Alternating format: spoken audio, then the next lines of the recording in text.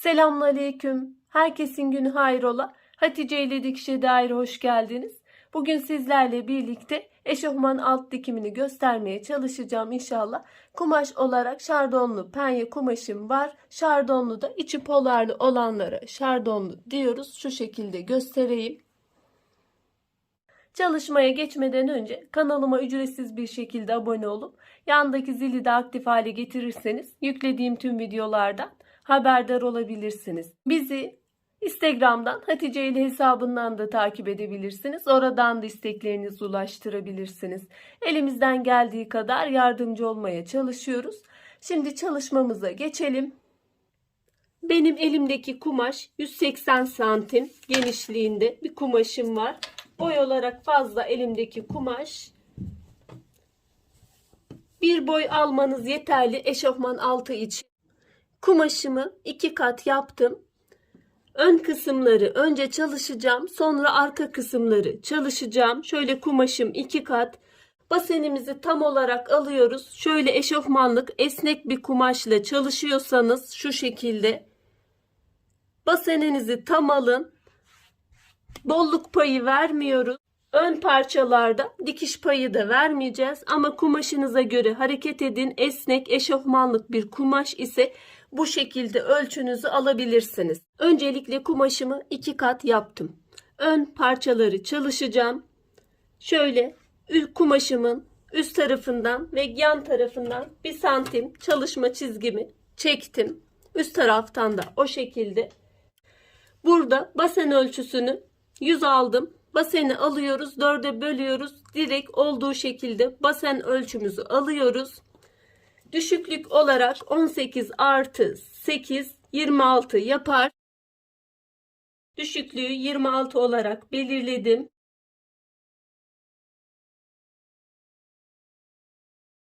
Kemer bölümü vereceğiz. Kemerimiz ayrı olacak. Çalışma çizgimizden aşağı 26 olarak aldık. Baseni 100 aldım. 4'e böldüm 25. 25'i şu şekilde alıyorum. Bu ön parçaları çalıştığımız için ön oyuntuyu standart olarak 3,5 ya da 4 olarak alabilirsiniz. Ben şu şekilde 4 olarak alıyorum. Diz boy ipliğini belirlemek için basen artı oyuntu. Şöyle toplamını 29. 29'un yarısını 14,5. Şuradan işaretliyorum.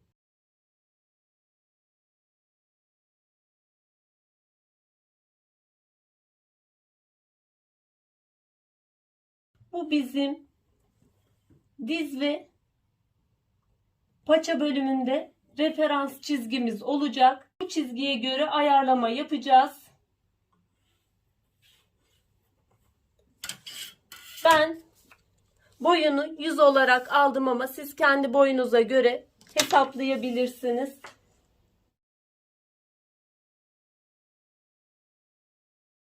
Diz ölçüsünü de tam boyumuzun yarısından 6 fazla alıyoruz. Burada benim tam boyum 100, yarısı 50 artı 6 56.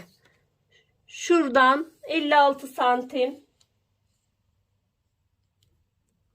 şu şekilde dizimi buluyorum. Bu hattı da çiziyorum. Dizi ben 22 olarak aldım. 11 bu tarafından şu şekilde. 11 de bu tarafından. Paça bölümünü de 10 olarak alıyorum. Lastikli yapacağım.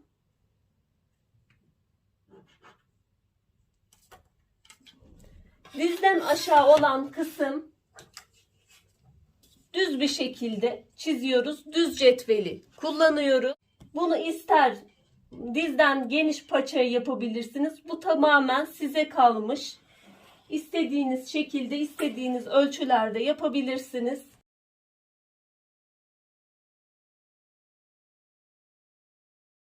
Şöyle burada basen kısmını da belli ediyorum. Şuradan yukarıda 4 alıp şu şekilde bir yuvarlama yapıyorum. A oyuntumu belirledim. Dize kadar olan kısımlarda eğri rigayı kullanıyoruz.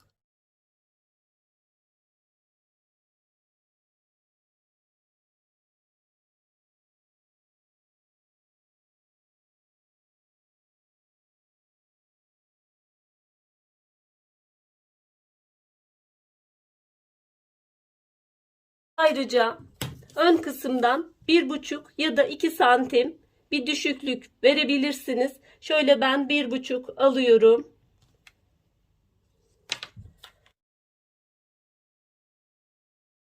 Ön parçalarımızı çizmiş olduk. Bunu kalıp olarak da düşünebilirsiniz. Bu şekilde de kalıbınızı çıkarıp diğerlerinde de uygulayabilirsiniz. Ayrıca cepli çalışacağız. Şuradan 6 santim olarak işaretliyorum. Cebin boyunu da 16 santim olarak yapıyorum. 16-17 alabilirsiniz. Şu kısımda belirledim. Şimdi kesimi yapabiliriz. Pay vermeden, dikiş payı vermeden kesiyoruz.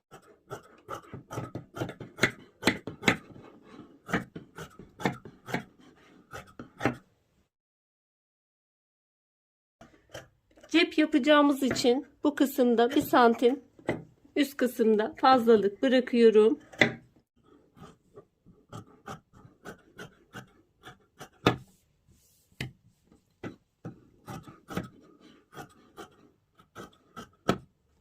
Arka parçalar için yine kumaşımı 2 kat yaptım. Şimdi bu ön parçamı kalıp olarak kullanacağım. Burada yapmam gereken kumaşımı düz iplik boyunu dikkate alarak düz bir şekilde, diğerinde de öyleydi. Düz bir şekilde kumaşımı ayarlamak, katlamak. Kumaş düz iplik boyuna göre ayarlanmazsa paçalarda dönme olacaktır. Zaten biz çizim yaparken de düz iplik boyunu çizdik. Ona göre hareket ettik. Onu da nasıl ayarlayabiliriz? Şu orta referans bizim düz iplik boyumuzu şu şekilde alabiliriz. 19. Bu şekilde de aynı düz yerleştirdiğimizi bu şekilde de bulabiliriz. Şu an ben düz yerleştirdim. Buradan tam üst kısımdan tutmadım. Ön parçalarda önden 1,5-2 santim düşüklük yapıyorduk. Arka parçalarda ise arka ortadan 3,5-4 santim yükseklik veriyoruz. Bunu da eşofmanımızın kullanırken, giyilirken rahat bir şekilde giyilmesi için yapıyoruz. Burada şimdi aynı şekilde oturuş yüksekliğini bu şekilde diğer kumaşıma da aktarıyorum.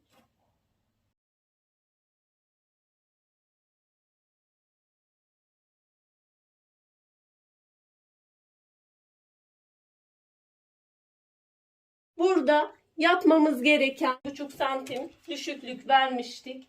Onun şu şekilde bitmişi oluyor. Şuradan şu şekilde tekrar düz çizgimi çekiyorum. Daha iyi anlaşılması için. Bunun haricinde 3,5-4 santim bir bel yüksekliği veriyoruz. Ön parçada şurada 1 santim girme yapmıştım. Onu çizmeyi unutmuşum. Şu şekilde çizdim. Şöyle bel yüksekliğini de ayarlıyorum.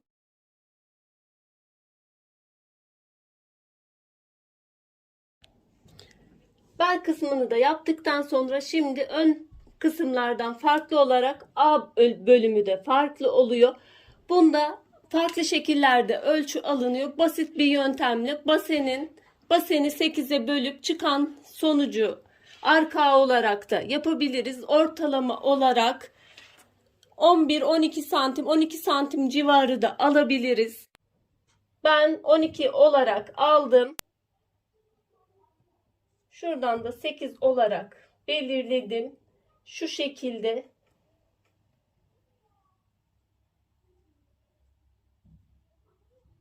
oyuntumu belirliyorum.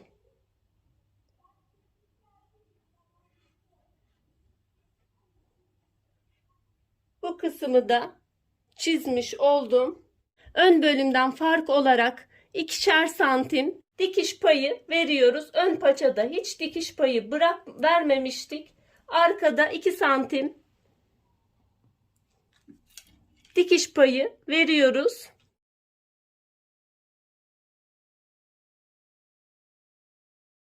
Da tamamen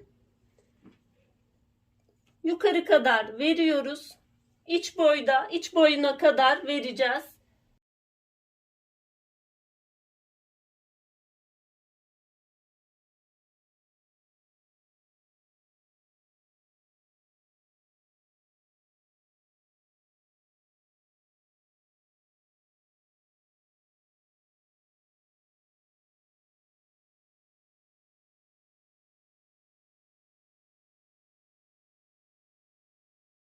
Buradan yukarı cetvelimle zaten bir kavis ineceğim.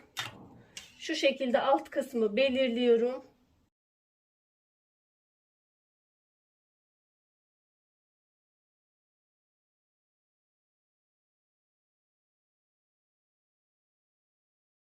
Şimdi bunun da kesimini kesip kalıbımız çıkmış oldu. Bu şekilde kağıda kalıp olarak da çıkarabilirsiniz. Diğerlerinde de kullanabilirsiniz.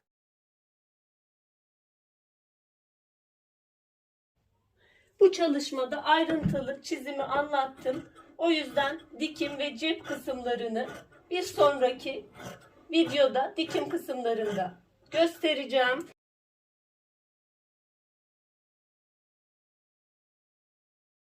Açıklama bölümüne link bırakırım. Oradan rahatlıkla ikinci kısma da ulaşabilirsiniz.